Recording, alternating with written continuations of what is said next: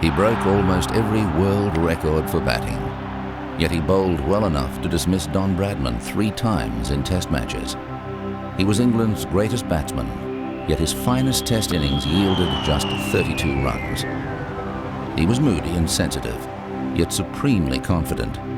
A giant of the game, Walter Hammond is one of ESPN's legends of cricket.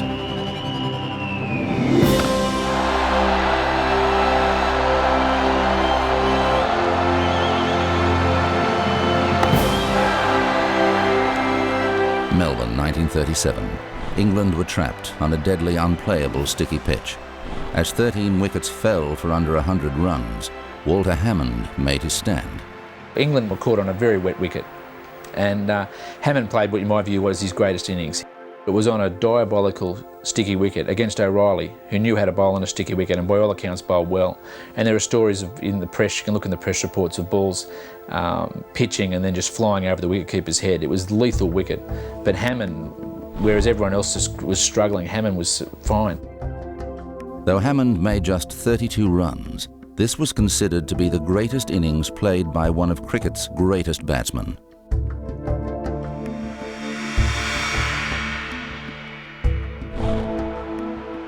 Hammond was a daring and brilliant batsman, especially early in his career. When he went back, he kept his head still and over the ball. And on the front foot, he had perhaps the finest cover drive of all time. Hammond, to me, when I was a boy growing up, I was a left-hander, but Mum had a big old wardrobe at home with a big mirror in it, and I used to put the photograph of Walter Hammond playing this cover drive on the front of Cricket Crisis, the Jack Findleton book. And I used to stand in front of that and practice it for hours, just practicing, going through and looking at the mirror, and was I playing it the same as what this shot of Walter Hammond. So the influence of Hammond on me was enormous. He was a great player, one of the greatest players England's ever produced. Against O'Reilly and the others, they just thought he was a really great player, particularly strong on the offside. Probably not as good on the leg stump, but he certainly scored a lot of runs against Australia, against great bowling, such as O'Reilly and the others, and Grimmett and so. More than anybody else, he seems to get himself into position, and you can see that he's going to get all his weight into the shot. He's very correct and a very elegant batsman, but the outstanding thing to me about watching him on film is that you can see he's in position where he's going to be able to apply maximum leverage on the ball, really get his weight into it and hit it hard without any apparent effort. He was an effortless, he looked as if he did it easily, but that was because he was always in perfect position.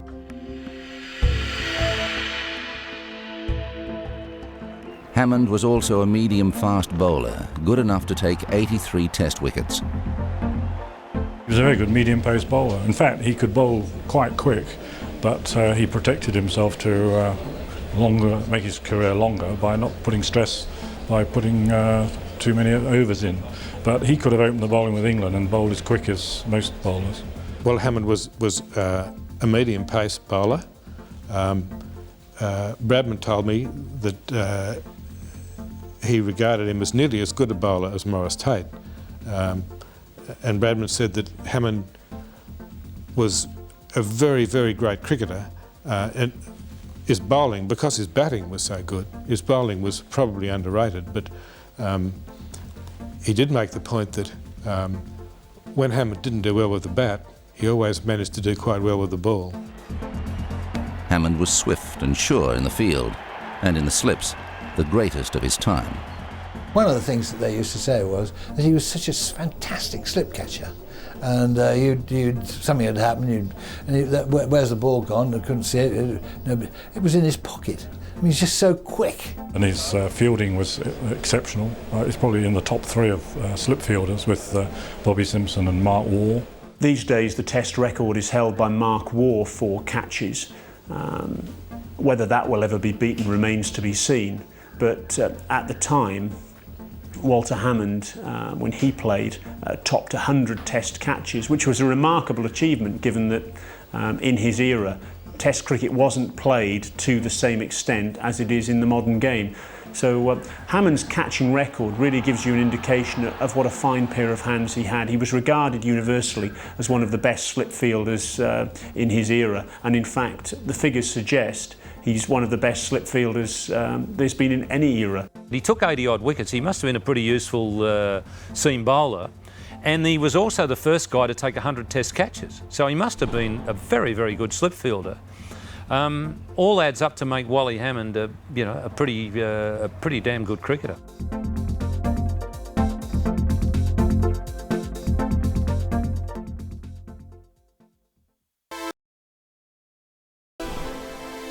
Walter Hammond's first-class career got off to a false start. Born in Dover, Kent, he had to serve a 2-year residential qualification in order to play for Gloucestershire. Hammond had a rather troubled start to first-class cricket. He was born in Kent, but he actually was brought up and wanted to play for Gloucestershire. But Lord Harris, who was a Kent man, thought that he should be playing for Kent and opposed his registration for Gloucestershire. So Hammond was a couple of years later starting first-class cricket than he might have been, and somebody, presumably a lord from Gloucestershire, went up to Lord Harris and told him he'd buggered up some other young cricketer's career. By 1925, Hammond had made 6 centuries, the last of which earned him an invitation to tour the West Indies with an MCC team. Hammond topped the batting averages and finished second on the bowling averages on the Caribbean tour, but illness forced him to miss the entire 1926 season. First got picked for England, then went to the West Indies with the England side in 25-26, which was his first tour, and went there as the next big thing at a time when England were looking for quality Test cricketers. But in the West Indies, he scored a lot of runs, but there was no Test matches played. But then fell ill, and there was a lot of speculation about what actually occurred as to what his illness was.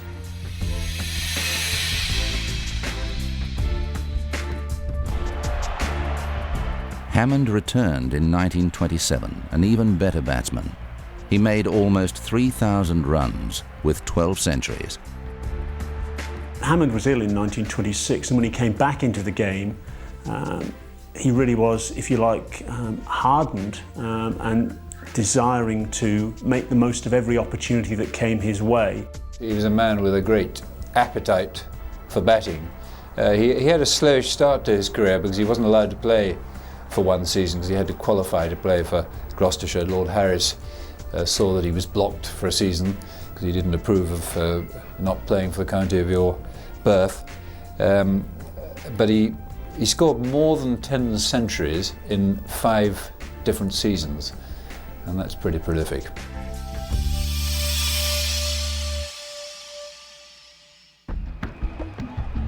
Walter Hammond failed in the first test of the 1928-29 series against Australia. It was then that he did what Stephen Waugh would do 60 years later. He changed the way he batted. Around the time of his Test debut in 1927, and it sort of culminated when he got to Australia in 28-9, he, I think, had a look at cricket and decided the idea of batting was to score as many runs as you could. And as part of that, his attitude was that he wasn't going to play shots that were going to get him out. And he, like, as Steve Waugh's done in the current era, and as Bob Simpson did when he was at the start of his career, he decided the hook shot wasn't worth playing. Whilst the cover drive was the shot that Walter Hammond is always famous for, the hook shot is not one that he is associated with, and it's one he basically cut out of his repertoire as a high-risk shot, a low percentage shot, if you like. So as a result of that, you wouldn't see the dashing hook shots and pull shots that you might have seen from the likes of Bradman in that period. But nevertheless, he was a really outstanding run getter, as he showed on the 1928-29 tour of Australia.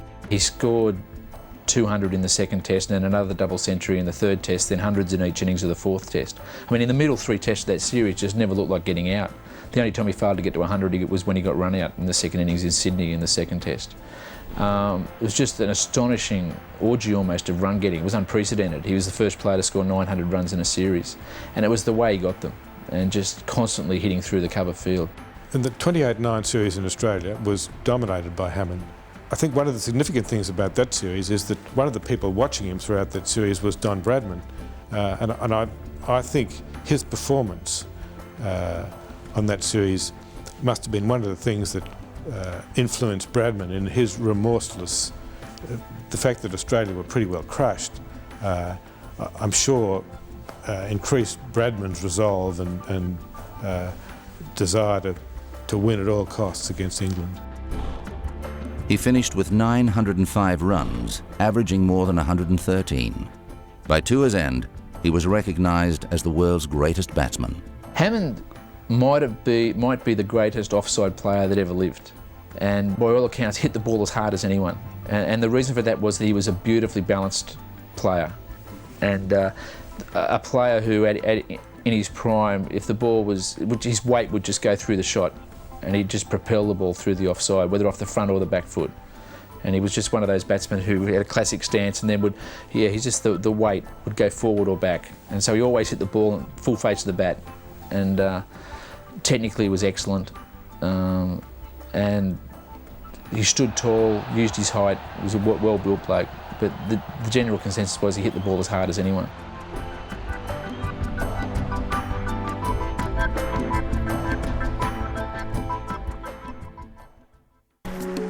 By the end of the 1930 summer, a new force had overtaken even the great Hammond, a phenomenon named Bradman.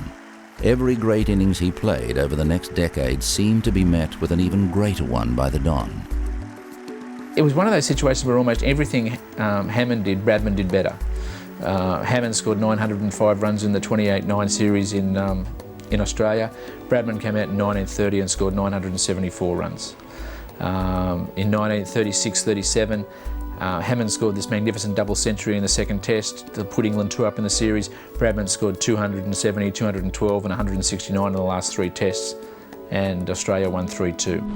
And Hammond scored a hell of a lot of runs, but despite that fact that the sort of runs he was scoring was almost unprecedented, that was before Bradman came along. Bradman and Hammond were pitted against each other on many occasions.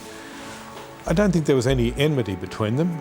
They would have been jealous of each other's careers, but I think there was a mutual respect between them. I think if Bradman hadn't have come along, Walter Hammond probably would have been recognised as perhaps the best batsman of all time. I mean, he was prolific in making big scores, obviously also got them very, very quickly.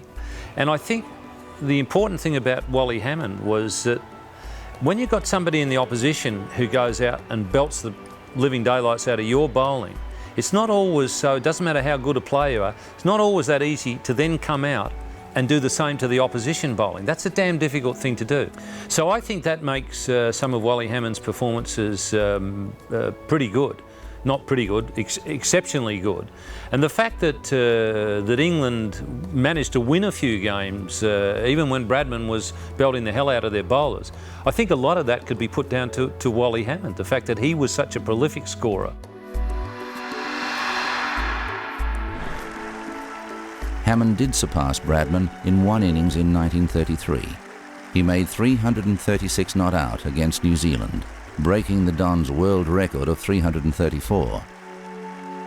Walter Hammond's 336 not out is a very interesting score in itself, if only for the fact that the myth has developed that he scored that number of runs purely and simply to get past Don Bradman's 334, which had been the previous test record.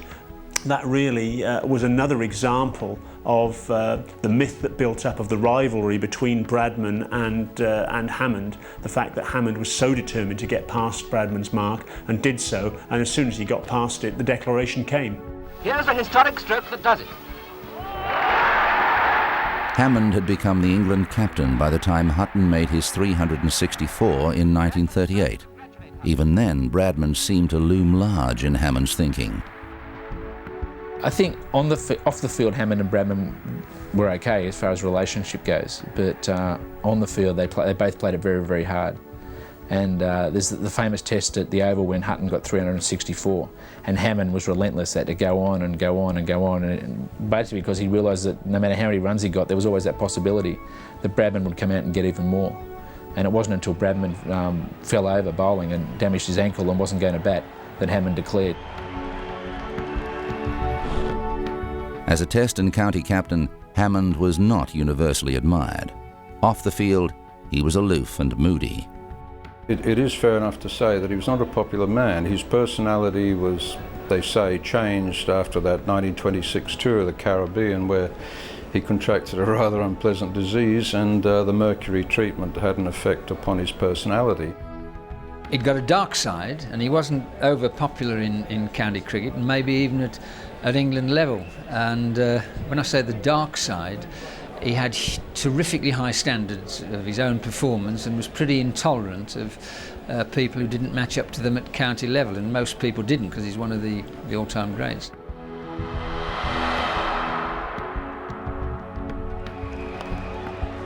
At Lord's in 1938, Hammond played one of his most regal and authoritative innings, making 240 after England had been in trouble at 3 for 31. Walter Hammond served in the Royal Air Force during World War II, then returned to play in the victory tests against the Australians in 1945. Hammond was, by 1938, he was clearly the best cricketer in England. He was the #1 batsman. So that when, after the war, it was natural that if Hammond wanted to, that he would be the England captain. And the victory tests were actually a magnificent series of cricket. Keith Miller was making his appearance for Australia, and he was the star of the Australian team. But the whole cricket was played in an atmosphere of great, joy. And Hammond certainly joined into that. And he batted very well, scored a lot of runs, and batted in his old carefree style. The England team that Hammond took to Australia in late 1946 was a mediocre one. Lindwall and Miller ran riot. Hammond had a poor series, and England were crushed. The 46-7 series was a personal disaster for Hammond.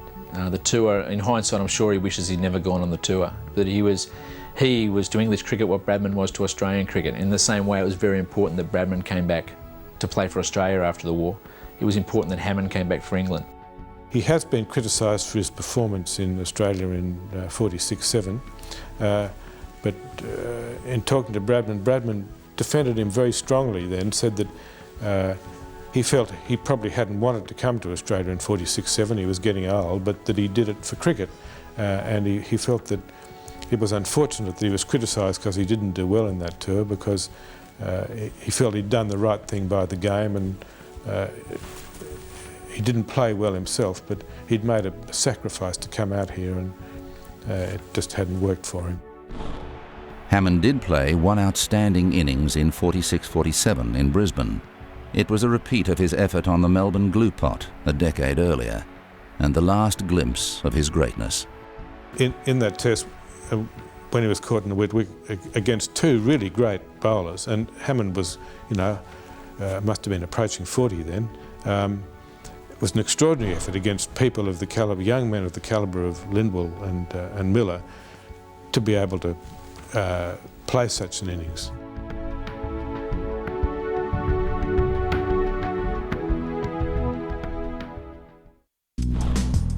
Hammond retired from Test cricket after the 1946-47 tour and left England abruptly for South Africa.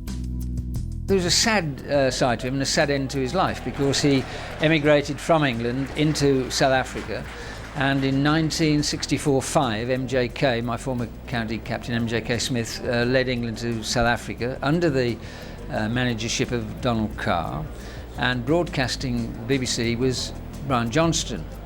And in Durban, where Wally lived, Brian spotted him standing in a very lonely and detached way at the back of a net, and went up to him and said, "You wouldn't remember me, Mr. Hammond, back in 1948 I did a radio interview with you in London when Brian was just starting." And Wally said, "Well, I do, yes." He said, "What about this England side?" And for 10 minutes they had a very animated conversation about who could play: Barrington, Boycott, Dexter, Smith, all these. And he said, "Well, have you spoken to the players on this tour?" He said, "No, I don't like to." He said, "I don't want to push myself. This is one of the all-time greats." And Brian Johnston said, "Well, if I can arrange it, would you like to go into the dressing room?" And Wally said yes, and he went to Donald Carr, Brian, and arranged it, and he went in, and for half an hour people like Ken Barrington and like MJK and Fred Titmus and David Allen, they sat in absolute awe as this god from the past just talked to them at a level that they understood, and they worshipped him so much. He was in failing health then, he'd had a car accident, they didn't know he was going to die within months, but they all clubbed together to pay for an airfare to fly him into the Port Elizabeth for the final test match, and that was a mark of the esteem and admiration that people of another generation had about the great man. Hammond never fully recovered from the accident. He died in 1965, aged 62. He left an indelible mark on the record books. Some of those records survive to this day. His 336 not out in Auckland remains the fastest triple century of all.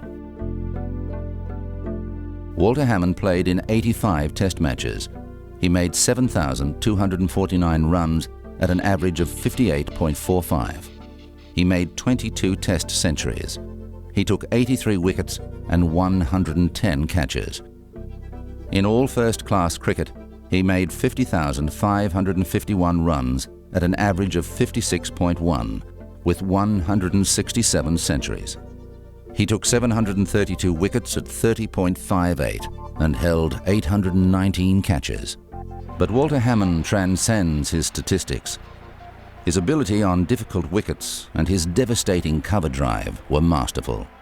In another era, he would have been the greatest.